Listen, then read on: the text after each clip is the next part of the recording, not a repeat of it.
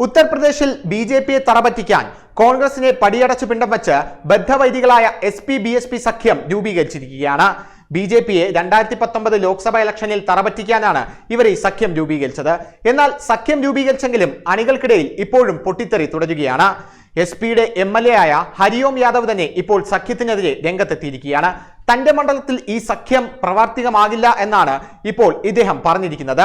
1993 അവസാനമായി ഇവർ സഖ്യം രൂപീകരിച്ചത്. എന്നാൽ 2 വർഷത്തിന് ശേഷം ഇത് തകർന്നടിയുകയായിരുന്നു. എസ്.പി.ബി.എസ്.പി സഖ്യത്തെ വിമർശിച്ച് സമാജ്വാദി എം.എൽ.എ അഖിലേഷ് യാദവ് മായാവതിക്ക് മുന്നിൽ കുമ്പിട്ട് നിൽക്കുന്നിടത്തോളം കാലം ഈ സഖ്യത്തിന് ആയുസ്സുണ്ടാകുകയുള്ളൂ എന്നാണ് എം.എൽ.എയുടെ വിമർശനം. തന്റെ മണ്ഡലത്തിൽ ഈ സഖ്യം നടക്കില്ലെന്നും അദ്ദേഹം വ്യക്തമാക്കി. മായാവതി പറയുന്നതെന്തും അഖിലേഷ് അനുസരിച്ചാൽ സഖ്യം തുടരും, അല്ലെങ്കിൽ സഖ്യം പൊളിയുമെന്നും എസ്.പി എം.എൽ.എ ഹരിയോം യാദവ് ചൂണ്ടിക്കാട്ടി.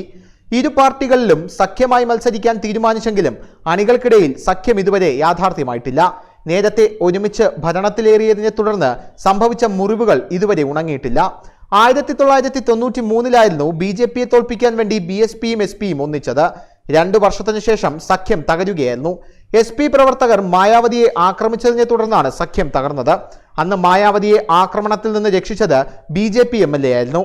ഇരു പാർട്ടികളും 38 സീറ്റുകൾ വീതം മത്സരിക്കാനാണ് ഇപ്പോൾ തീരുമാനിച്ചിരിക്കുന്നത്. സോണിയാഗാന്ധിയുടെയും രാഹുൽ ഗാന്ധിയുടെയും മണ്ഡലങ്ങളായ റായ്ബറേലിയിലും അമേഠിയിലും സ്ഥാനാർത്ഥികളെ നിർത്തില്ലെന്നും സഖ്യം വ്യക്തമാക്കിയിട്ടുണ്ട്. അതേസമയം കോൺഗ്രസിനെ പൂർണ്ണമായും തഴഞ്ഞാണ് സഖ്യം മുന്നേറുന്നത്.